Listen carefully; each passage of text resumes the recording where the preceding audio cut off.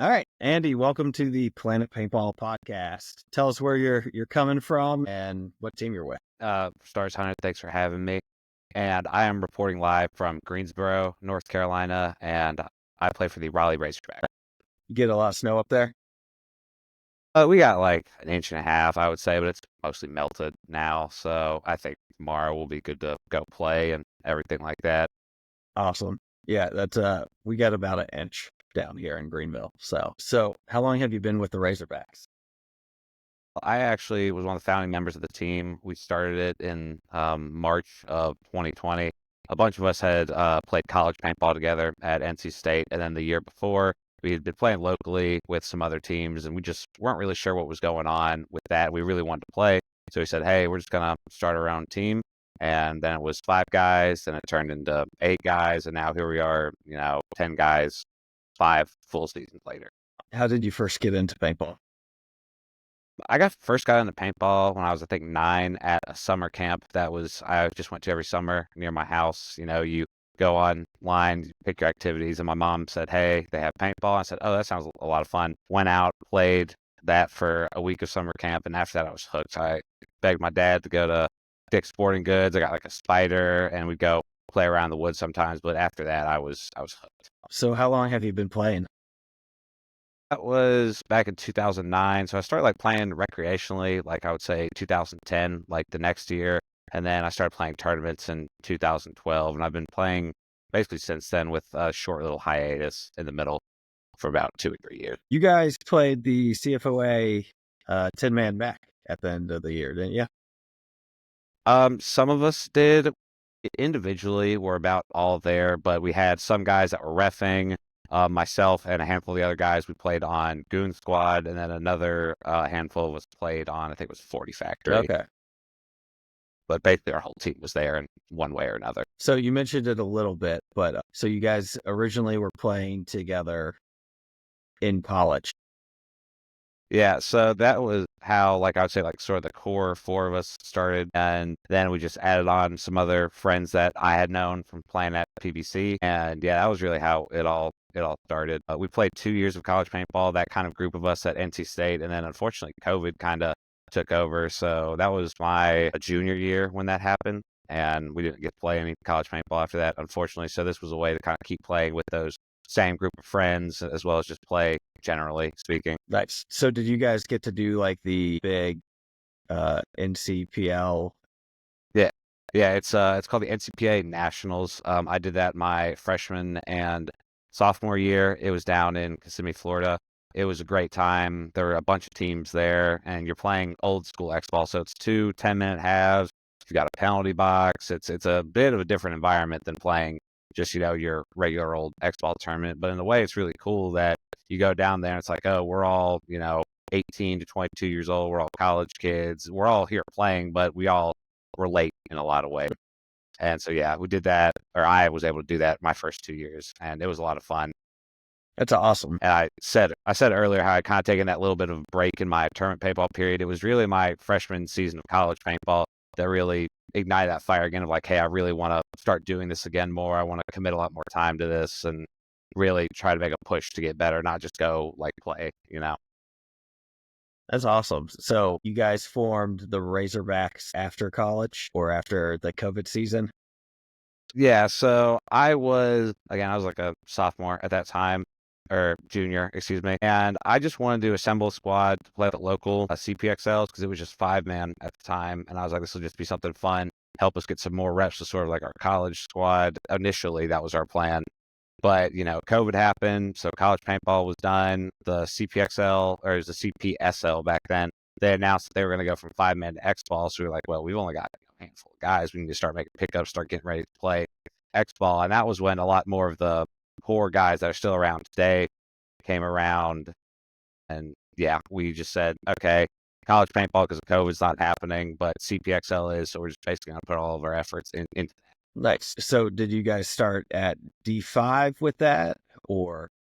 We started at D4. Most of our squad had played tournaments before in some capacity. I was D4 at the time. A lot of the other guys were D4 at the time. But then we had a handful of guys who had played upwards of that, D3, some cases D2. And they were like our higher ranked guys initially, but then we also had guys who hadn't been playing for very long either. It was a nice healthy mix, Yeah, I would say, to start a team in D. sounds like it. So you guys have been going for about 4 years now as the Razorbacks? This this past season was our fifth year, 2020, and then 4 years of CPXL, and then this past year we did NXL. Did you just do an XL this year, or did you do locals too? No. So sort of our plan at the start of 2023 was, hey, we've been playing CPXL D4 for several years now. We have a roster that we feel like can really stick together and has been putting in a lot of work. Let's try to really make a push here. And eventually, what the game plan was and what we did was we ranked out of D4 CPXL and we said, hey, we're D3 now. We'd really like to go play at some better competition, play at the NXL level. So that was just what we did this year. We didn't play any other tournaments other than the 4 NXLs that we played. Okay. Um, so what four did you pick and why? We played the last 4, so we skipped Vegas just because it's too far, Gotcha. being here in North Carolina. Going to NXLs, you typically need at least one person minimum to drive your coolers, your pods, the team's equipment, and just going to Vegas, that's just not really feasible. So we played Dallas, Atlantic City, Chicago, and World Cup. Okay. And well, before we get to the season, because you guys had a pretty good season, it's really kind of impressive you've been able to keep a team together that long without it being like one of the big farm team systems. Yeah. It's we've definitely had people come and go because of real life or this, that, and the other, but the core 6 of us, I'd say, have been around since the beginning, and the players that we've added since then have been fantastic additions, really dedicated guys, and I think we have that dynamic now as a team of, hey, we all want to play paintball, we all want to push this team forward and play all the time, and that's really helpful when you're trying to keep a team together for that long. Like, How does like your team structure work? Like, do certain guys have different jobs? Does someone do like the scheduling? Does someone book in the Airbnbs, or is it all one guy? so I handle a lot of the logistical stuff when it comes to tournaments. I'm booking the Airbnbs, I'm helping coordinate rental cars and getting guys together. But then all that responsibility on one person for any team is that's really hard. Over the years, I've had guys help with other areas of responsibility. Like one thing I was never good at was jersey designing. One of our other teammates, Tyler Suits, he handles that because he's in sort of the design world. But other than that, we really try to make things team decisions. We don't really want to just slam decisions down on top of people because at the end of the day, like we all have lives and jobs outside of paintball, and sometimes that commitment just can't be there. So I would say, as how we're structured, I would handle most of the logistical concerns, but other than that, we really try to make things as a team decision. Like, how about when you're at events? Do you guys have a coach? We have had coaches on and on, but as of the current moment, we do not have a full-time coach. It's something we're really working on, and we've reached out to several people for this upcoming season, but we've not locked one down yet. Okay. Well, take us through last season. So you stepped up to D3 and decided to play NXLs. So your first one would have been Texas. Yeah, exactly. So it was definitely the first couple events. There was a lot of learning curve to it just because I had played one season of NXL before this, and then some of the other guys had played NXL, a couple of seasons ago back in the past. But other than that, the vast majority of our squad, this was their first kind of step into D3, anything above, like the local CPXL level. So we definitely had a strong learning curve there. We went to the first event and we went 0-2-2. So we lost 2 games, then we tied 2 games. But if you look at how the tournament broke down, both of our losses were in our Friday games and we lost by 1 point apiece. And then on Saturday, we tied both of those games and felt like we really had opportunities to win them. So we left that tournament thinking, hey guys, wow, this isn't ideally what you want to do. Like, we have to start somewhere. And the fact that we went and, yeah, we didn't necessarily win a game, but we didn't go 0-4, put up points. We were in all of those games, really showed us that, hey, we can, as long as we keep working, we can do this. So after that, we went to Atlantic City, and again, just still kind of ironing out the kinks, getting used to things. we went 1-1-2, so a win, a loss, and a tie. And it's like, hey, again, not where we're trying to be, or yeah, not where we're trying to be, but we could still look on this as an improvement. We got to win. We only lost but the one game, and then the two ties, we really felt like, hey, those were games that we messed up and we should have won those. Kind of gave the tie away to them. Yeah. Yeah, exactly. Well, so throughout the season, did like training change for you guys? I would say it was more so just that realizing that kind of what we're doing is starting to work and it's slowly snowballing into working. So we just have to stay the course, keep drilling on our fundamentals, keep making sure we're all at the field as much as possible every single weekend. And eventually, like, we'll start playing at a team level that can win us the games that we were losing. Because that was really, I feel like, the thing we were missing the most is not our individual skills, but we were just not playing at the best team paintball we could play. And once we really connected across the board, played at the tournaments like how we did in practice, we knew we were going to be in a good situation, be competitive. So that takes us to Chicago, right? Yeah. So yeah, we're at Chicago now, and we've had a lot of time to practice and prepare, and we really feel like this tournament's going to be the start of something different. And unfortunately, then it wasn't yet. We finished Chicago with 3 ties and 1 win, and so we go home from that tournament like, oh my gosh, man! Like if you look at these games, they're so close and by the thinnest margin, and that's the big thing is, in prelims, you don't get to play overtime. So we just said, hey, we have got to put some effort into figuring out how to close these games and not let them slip away. Because, what happened in Texas and Atlantic City was kind of, we lost those games sometimes we gave them away, but every single one of those games at Chicago, we were leading, we were in control of the game, we let them back into it, and then unfortunately we just didn't have enough time on the clock to get a decisive victory until the fourth game. Fourth game, we came out, and at that point, we're kind of just playing for pride, but we played at a level where we said, guys, if we can just really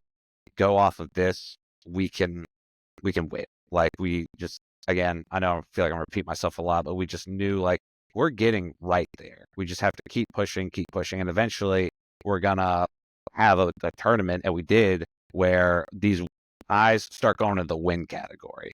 So now going into World Cup, we put a lot of emphasis again on practicing on closing games. We did a lot of practice playing ourselves, starting the game 4-on-5, 3-on-5, 3-on-4, those type of things to practice our breakdown of the game and closing. And it really helped us when we got a World Cup. Nice. So take us through the World Cup journey. Did you guys go down early, or did you practice here and then go down? Yeah, we practice our same set of teams that we've been practicing more or less all year. We practice against Avid Factory, who they were the D4 season champions for X Ball this past year. We practiced against the Heroines of UNXL squad. They took the win and the series title at Cup and the series title as well. And we practiced Underground, who played deep last year, and they're a fantastic squad. They didn't play as many tournaments this year, but I know that they're going to be bouncing back for this upcoming season. And then we played the Gate City Howlers, which is a local D5 Greensboro team, and they're bumping up to D4 NXL this year, and they went out and balled the Cup. So we had a really great practice, and I think that was part of the reason why we were so successful going into the Cup. Yeah, when you're surrounding yourself with other people that are winning, it helps tremendously. Yeah, it helps. It helps a lot, and that was our practice squad for most of the year. The Heroines only came for one other event, but it was just great reps all year, and I think that really helped propel all of us forward. But so going into Cup, we played our first game, and that team that we played against, I think they were a bit of a throw together team. We had noticed that they were in like the free agent groups on Facebook trying to pick people up. So it's just really hard to come to a tournament now, especially in D3 or higher, as a team of just people who want to play the event and come up as a throw together team. That's just very difficult to do. Yeah. And so we won that game as a mercy rule. We won 5-1, and that just gave us such a boost of confidence because never before had we won our first game at a tournament, and to have it be a mercy rule, we were like, okay, guys, like we can use this and really push ourselves forward for the rest of the year.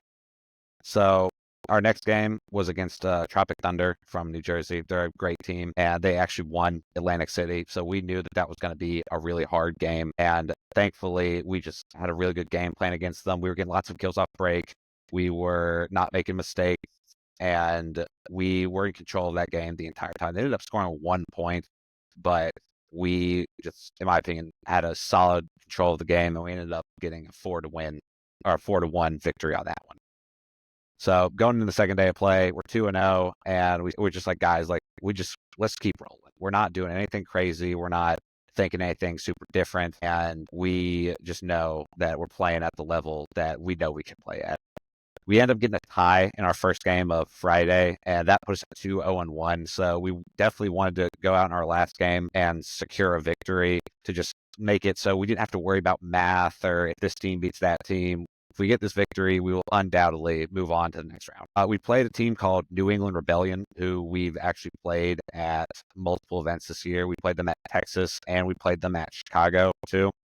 And so for pride reasons, we really wanted to get this victory over them, not just to move on in the tournament, but also we had lost and then tied to them previously. So we really felt like, hey, this is our match to win. And it was a back and forth game, and we ended up holding on at the end to win by 2 and make our first, past prelims appearance of the year. Nice. Which was awesome. So World Cup works a little bit differently, right? Where your prelims are done by Friday. Yeah, so we played a typical NXL, you play Friday, Saturday, and then you make it on a Sunday at Cup. And D3X Ball, you play Thursday, Friday, and then you try to make it onto Saturday. And then there's also the Champions Cup teams who won't play until Sunday. So we move on to Saturday. We actually got a bye through the first round of Saturday, but we still had to play 2 more games on Saturday just to make it to Sunday. And that was only the top 8 then. So to take us through your Saturday games. So we like I said, we finished top of our bracket going 3-0-1 with a pretty decent point margin. We got a bye through the first round of Saturday, which was nice. We got to sleep in just like a little bit. We got to scout the match that the winner of we knew we were going to play, and that helped us a lot. So we were able to scout DBS Factory. I think they're from Seattle. That was who we played in our first game of Saturday, and technically the second round of play for D3.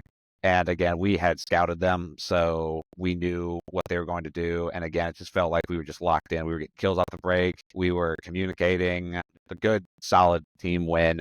They ended up scoring a point towards the end of the game, but we just felt like we were in control of that and had a solid, I think, 2-point victory. And so, again, just building. That's now our first, out of prelims win, and the first time we've done that. So that's big for us.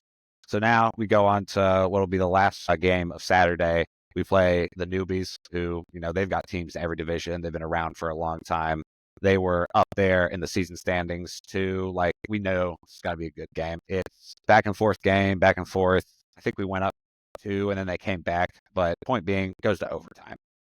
We hadn't played an overtime point in a while, but again, we're feeling just so good and so calm that we're not too concerned about the fact that we're playing them in overtime. We feel like we've got this. Breakout, we get a couple of kills off the break, and then, methodically go down the field, win the game, and that felt awesome. I was just in the corner, remember thinking, wow, like, we're about to win this game, go on, make it a Sunday. We've now won 2 games.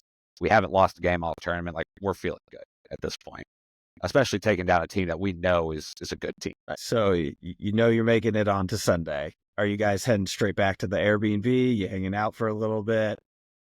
I left pretty soon after that just because it was, getting kind of hot and I wanted to get out of there. Plus, we needed to go, to Walmart and get waters, Gatorades, and that kind of thing. But the guys, for the most part, hung around just for like a little bit to watch some of our friends play. And then we were all back at the house, I would say, within 2 or so hours, hydrating, cleaning gear, getting ready for Sunday. So Sunday, first game. Yeah, first game. Who are you playing against? We played against Altitude Sickness. So they're from Colorado, and this is the first round of Sunday. There are 4 teams that move on. So us and then 3 other teams play the 4 champions bracket teams. And what's really nice about being in the champions bracket is you have a whole day of rest. You can just go out there, scout games. Your prelims don't matter. You can just go have that Saturday off and gather tons of information and rest and hydrate and whatnot and get ready to play on Sunday. So we've just played these 2 games. They're completely fresh, but we're playing Altitude Sickness, and the game was, again, back and forth, but we felt like we were in control of it mostly. We went up 2, then I think they scored 2, and it's just one of those games of you just need to be up 1 towards the end and give yourself the chance to hold on and win, and that's what we did. We scored 1 with as time was expiring. It actually was looking not good for us. We were down in, I think, a 2-on-4, and we had to just weather the storm. We considered toweling to try to give ourselves time to score, but we ended up winning that one, which was huge. Took all the momentum out of their sails, and now we're up 1, having to just hold them off like 20 seconds left, and they made it close, but we were able to, again, hold on. And now we're like, guys, like, forget just moving on and being good and having an improved tournament from what we've had in the past. We're now in the top 4. Like, there's no reason we can't go out there and win. We're playing good enough. Like, there is absolutely no reason that we can't go out here and win the tournament. So I feel like a lot of people know when they're going to win. There's a feeling inside the whole team and the culture when that's happening. Would you say that's starting to like set in with you guys at that point, or? Definitely not. Like, we're obviously feeling good, but sort of in the history of our team, we had never actually won like a formal tournament before. The CPXL did a test event one time that there was only like a handful of teams invited to, that we won that. But I mean, that's not on PB leagues. That wasn't, in my opinion, that's not like a real tournament, and this is like, yeah, we're all feeling good, but also when we haven't gotten it over the line before, you can't get too comfortable in how you're playing, how you're thinking. And the thing that's given us success up until this point is just saying, hey, next point, next match, just don't think too far ahead. Don't get too cocky. Like, let's just make sure that we're cool, calm, and collected, and we keep playing at the level we've been playing at, and the wins will come later. And that was what had been happening the entire turn. Nice. Okay. So you beat Altitude Sickness, and then do you have one more that day, or is it on to Sunday? Yeah. So, well, this was the first one on Sunday. That was our top 8. So now we're in the top 4, and so there's 2 more games left. We play Cleveland Chaos next, who is from, I think, Georgia or maybe Tennessee. Yeah, Tennessee. Okay, Tennessee, yeah. And we had actually played them at Atlantic City, and they gave us one. They definitely beat us rather convincingly. And so we're thinking, okay, we're a different team than when we played them. Like, we're playing the best we've ever played. Let's just, again, not get too crazy, cool, calm, collected. And we go out, we win the first 2 points, and we are holding them off in the 3rd point, just kind of, playing, clock, cool. And then we just slowly get picked off. Weird stuff starts to happen, and they end up clawing themselves back in the game. And that was not great. So that was a mistake that we had made previously. In our previous tournaments, we said, guys, like, we can't allow this to happen. We've got to dig deep right here. And through a couple more points, they end up tying it. We go back ahead, and then we hold them off for the victory. And that's how, just a common theme of these games is, hey, we're up 1 with a little bit of time left, and they have to run at us, which that's all you need, but also can definitely be stressful, when you're not out winning by multiple points. Yeah.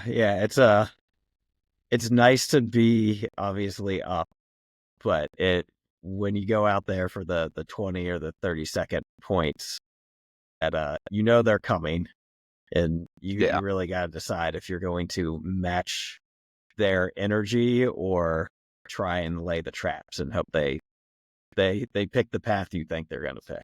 All right, so you pull it out against Cleveland Chaos, and that puts you into the top 2 then? Yeah, top 2.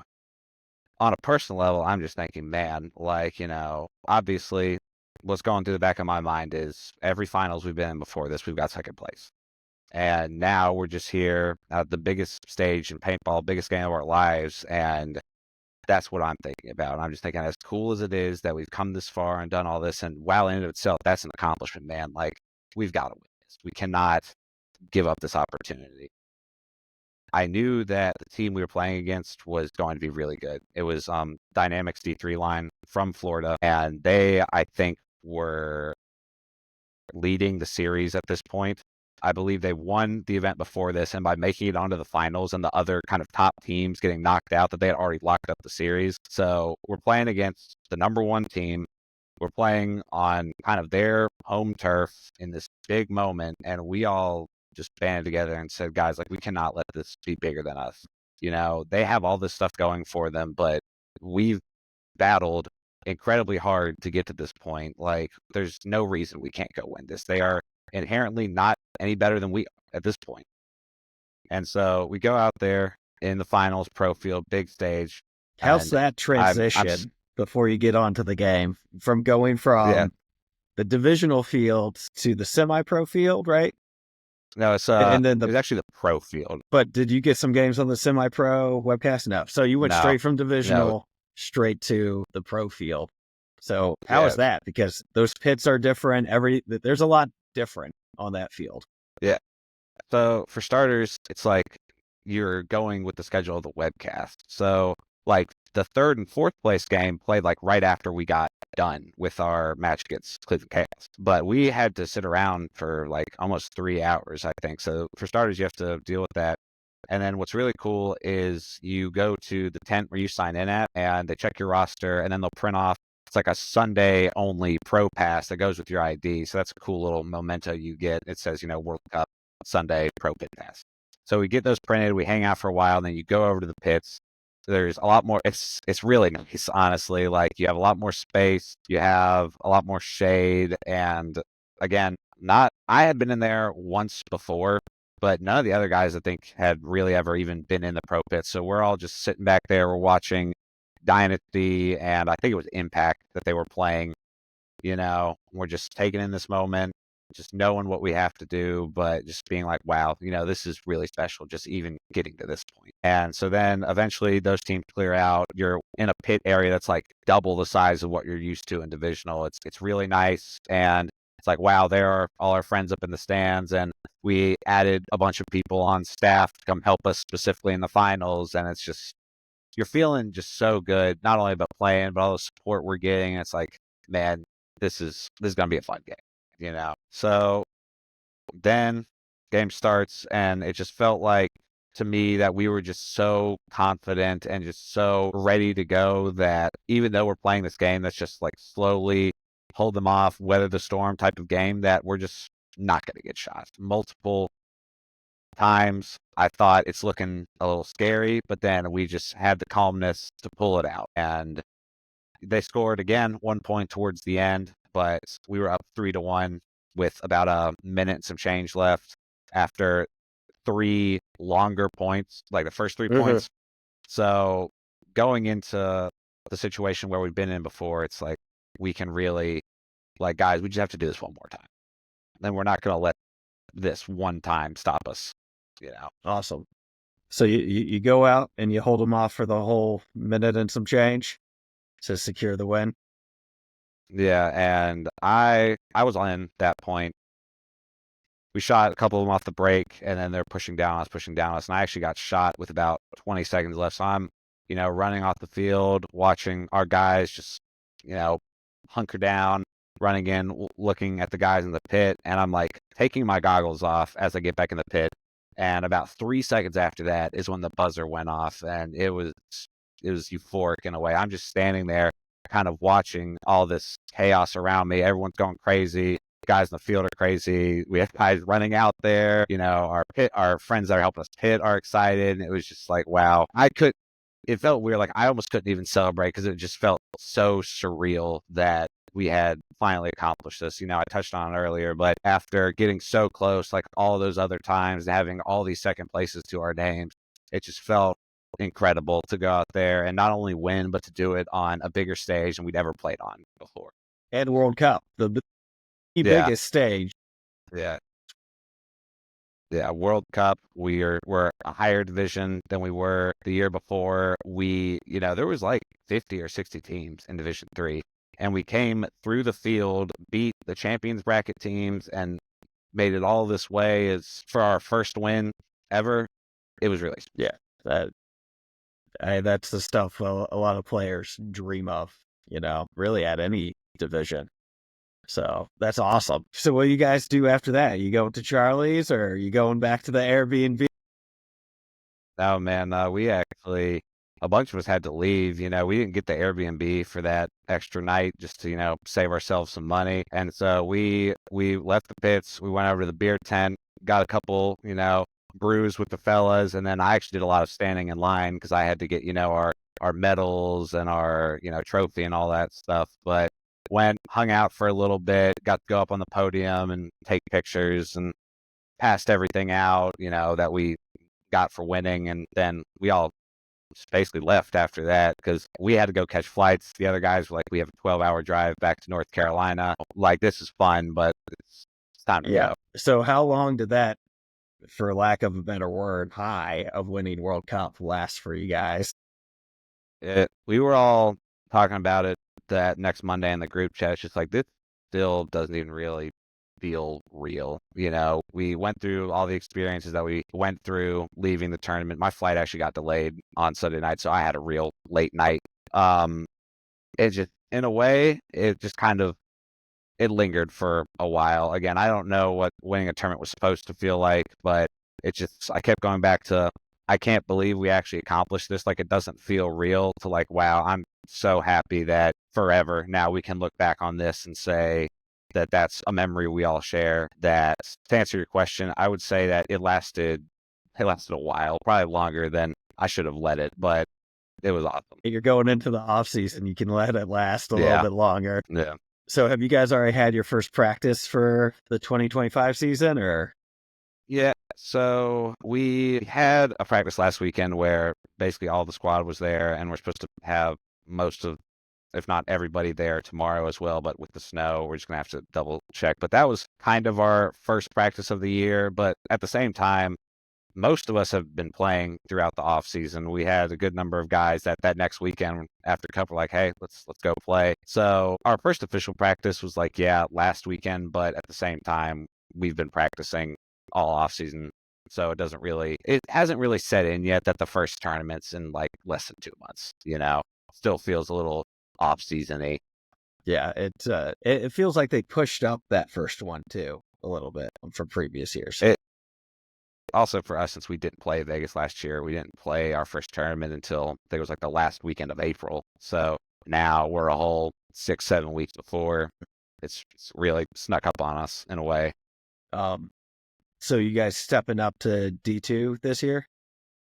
No, so we discussed it, and what ultimately we decided is, yes, we just won World Cup, and if you win an event in a division, you reasonably could move up to the next division. But the way we saw it is, we won that one, but the other three events we played, we didn't make it out of prelims. So we really said, let's take this year and more try to focus on being a consistent winning D3 team rather than just make the jump immediately. I think that's a really smart move, to be honest with you. You see a lot of, especially individual players, like I want an event, I'm moving on up, before learning the lessons that I think you need to learn in every division. The thing that we went back to is like it took us a lot of time to win and do well like the local D4 level, but that was a building block for us to be successful like we are now. So we really feel like by doing this, we'll come away having played 2025 in D3, having learned a lot more and perfected a lot more. And long term, that's going to be more beneficial to us than like that ego boost of saying, oh, well, we're just going to go ahead and jump up to D2 just because we can. So are you guys holding tryouts this year? No, we are not. We are pretty fortunate that we were able to retain basically our entire roster from last year. We did make one pickup of one of our friends that we knew who's going to be a free agent this offseason anyway. But other than that, no, we didn't have tryouts or anything like that.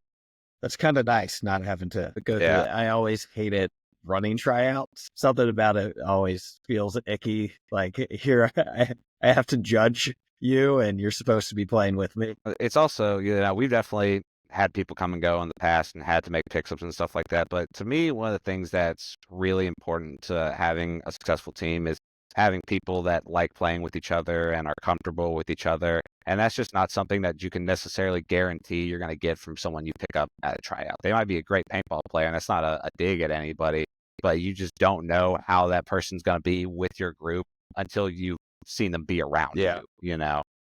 So that's why when we've picked people up in the past, we've really tried to go to people we know, people that play at our field, and we feel comfortable that, hey, this person is going to not like, yes, is a good player, but also is going to fit in with our group. So you gonna do the whole season this year, all 5 events? I'm thinking so. Yeah, we're debating about going to Texas or not, just because the way the D3 season title works, you don't have to play all 5 events. And with the restructured calendar for this year, that's now the farthest event away is Texas. And there's definitely interest, but we're just gonna have to see when it gets closer. It's the 4th event this year. So that's 6, 7 months away. Might as well be 10 years away in terms of paintball time. Yeah, a lot can change in that time. Yeah, definitely. So, any sponsor changes or anything? Nope. We are still practicing at Paintball Central Greensboro, the field we've been playing at our entire career. You can see it above me. We've got our jersey through Ruthless, and they've been a supporter of us for a long time, and we're great to have their support. And then this past year, we picked up Kinetic Paintball as a sponsor, and the guys and myself, we've all absolutely loved the gear that we've gotten from them. They've been a great relationship to have, and having good gear and good support has definitely helped us be successful. How did that, kinetic come about? So I had known Rob Moore from Kinetic. I had met him in the past, just through mutual friends and stuff like that. And I had, on an individual level, really liked their gear for a long time. And we just said, hey, we're making the bump up. We should try to, even though we're just playing D3, try to be a bit more professional. Let's all try to wear the same stuff, and let's try to coordinate a bit better. And we just knew that in terms of financially what we wanted to commit to a sponsor, what gear we wanted to get and what we needed, what we felt like would be a good fit for us. We just knew that that kind of aligned with what they could provide us, as well as some of the other guys on the team knew other people involved with Kinetic. So it just felt like a natural partnership to have. Okay, cool. Yeah, so, that's I've been asking the sponsorship question for all the ones I've been doing, and the trend seems to be like, we know someone at the company, right? Yeah. Which I think is fortunate for the people I've talked to, but like a lot of people don't know people at companies. And I've always told teams, don't worry about sponsorships outside of your home field. And Yeah, having a field that supports you is the basic, most built like foundation level thing you need out of a sponsor. And because at the end of the day, you look at like Uprising, they're a pro team and they don't have any sponsors other than the hat company that their owner owns, and they're doing fine. They're doing better than they have in the past.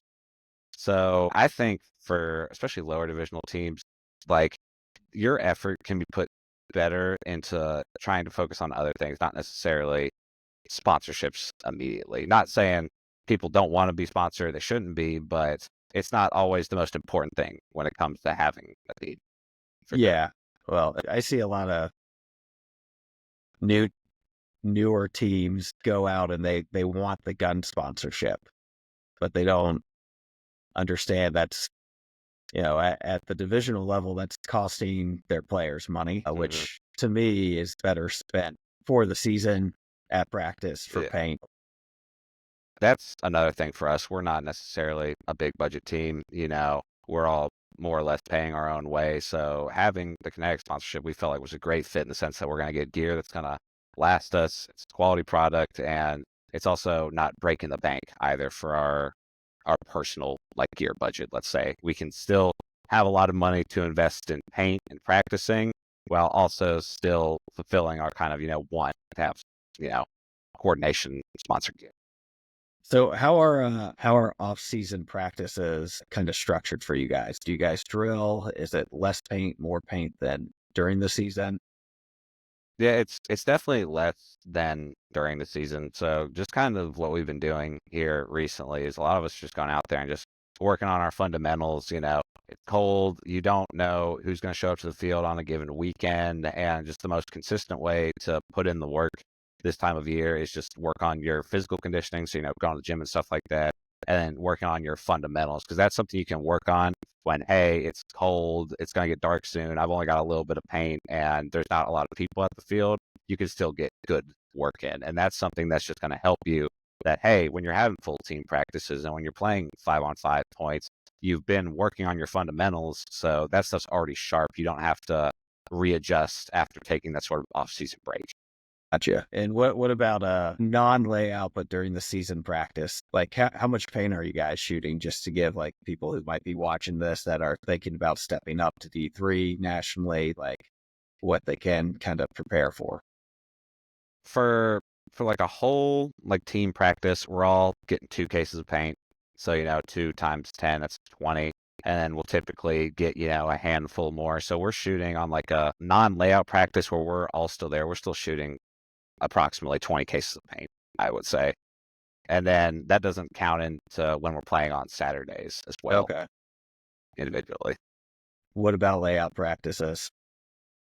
Layout practice, we're all getting, minimum 2 cases per day. And then again, we'll like on a non-layout practice, how we'll get those couple of extra cases at like the team level, we'll just get more of that. So our ideal goal over a layout weekend is across the 2 days to shoot 50 cases of paint is kind of what our baseline, what we're hoping to Mhm. achieve is.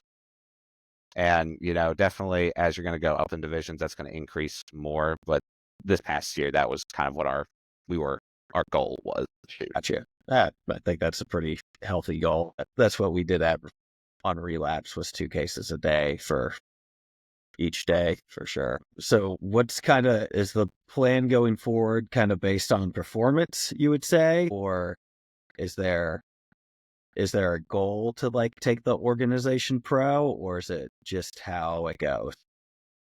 It's, obviously that would be a great dream and a good goal to shoot for. But I think realistically for a lot of us on the team is not something that pro at least is not something that is super realistic just because again, we're self-funded. We all have careers and, families and stuff like that. That would be a bit of a stretch. But I think we're all in agreement that as long as we're all playing together and we're all working as hard as we can, we're willing to take this as far as we can. And if that's a D2 or semi-pro or just, another season of D3, like I don't think we have any big plans or big goals for stuff like that because we just want to focus on winning in front of us. If we do that, the other stuff will come along. Are you guys as a team going to play anything else besides NXL? Maybe if we don't go to Texas, we might play another event, but that hasn't been decided yet. Again, we just kind of want to go through the first half of the year, see how we're doing, how guys are doing, with funding individually, and then just make that commitment later. Because that's the nice thing about NXL is, you play those first 3 events and then you have a big gap until the last 2. So you have some time to kind of pause and think and take a breather. All right. So let's transition into like just talking more about you as a player. What position do you normally play on the field? I play like the 2 and the 3, kind of back center is where I like to play, just because I'm a bigger guy and I'm not necessarily the fastest. So that's kind of where I've made my money, I guess you could say, over the years, is playing the 2 spots, really focusing on getting kills off the break, communicating, and kind of playing that quarterback position to help the team elevate its game. What skill do you think most players need to work on? The thing that I nitpick a lot is, you can be great individually as, one or 2, but at the end of the day, what is going to make you successful long term is if you are helping your team play a better team game. I'm a big proponent of you've got to talk. Your 2s have to work with your 1s. You've got to get all your information to everybody so then you're all aware of what's going on and you can make a team level decision, not an individual decision about how to go win the game. I watch, you know, less experienced players, and the biggest thing that's crazy to me is like they'll see a person make a move and then they won't say anything. That's critical information that is just getting glossed over. So if one skill that I think everybody should work on, try to prioritize, it's connecting with your teammates. I like that. It's a good one. You got any superstitions before event, piece of gear you have to wear or anything like that? So what I'll try to do is I'll wear the headband I'm gonna wear at the tournament, the layout practice, or like a couple of weeks leading up to the tournament, just to, get some good luck going on it. But if you go out and you don't play good that first day, gotta change it out for a different headband. Gotta get it out of Uh, there. But other than that, I'm not too superstitious. I don't really, listen to music or anything like that before I played. I'm just really focused on just having calm thoughts and a clear mind going into a game. What advice would you give to someone who has just joined a team? If you just joined the team and you're a lesser experienced player, I would say is kind of look for who are the more experienced players on that team, kind of look to who's in charge, and just try to be, first and foremost, the best teammate you can be. Because, there's nothing worse than playing with somebody that's about making individual decisions and is concerned with their individual performance. Because again, you can't win that way. You have to play at the team level. And so I would say just observe, listen more than you talk at first, and just ask questions. Try to just be a sponge of all the information that's going on around you. Now, if you're on a team that's new and you're all newer, that's a little bit different. But if you are lucky enough to come to a situation where there's more experienced people ahead of you on the team, just try to soak up what you can from them. You got anything you want to shout out real quick? Again, I'll shout out our sponsors, Ruthless Paintball, Connect Paintball, and then Paintball Central Greensboro. Without them, this thing doesn't go, and we can't be the team that we are. I want to shout out all our friends and family who have supported us over the years and tuned in to support us at Cup and, support us at the event, and just really, yeah, I guess that's about it. Just thank everybody, I've been playing this game for a long time, and as much as I love playing and that side of it, it's the people over the years that have kept me around and have made this the big part of my life that it is today. So to anybody that tunes into this or anybody I've seen on a field or just, plays paintball, shouts out to you. Awesome. Well, that's it, man. We clocked in almost an hour. I'll probably end up being around 45 minutes or so. It's hard to tell with the editing, but we gotta stop the recording and then we just gotta hang out for it to upload. That's a wrap for this episode of the Planet Paintball Podcast. A big thank you for everyone tuning in and supporting us as we continued this exciting journey. We'd also like to give a huge shout out to Andy from the Razorbacks for joining us today. It was awesome hearing about your 2024 season and getting a sneak peek into your 2025 season. Best of luck, guys. We're constantly working on improvement, so your support means the world to us. Don't forget, you can find us on YouTube and Spotify. If you enjoyed the show, we'd love it if you'd leave a like or subscribe or share it with your friends. If you're part of the community and want to be on the show, message us through our Instagram page. I want to give a special shout out to my brothers on Team Relapse and Absolute Carnage for the support while we've been working through all the kinks of getting the show up and running. Thank you again, and we'll catch you next time on the Planet Paintball Podcast.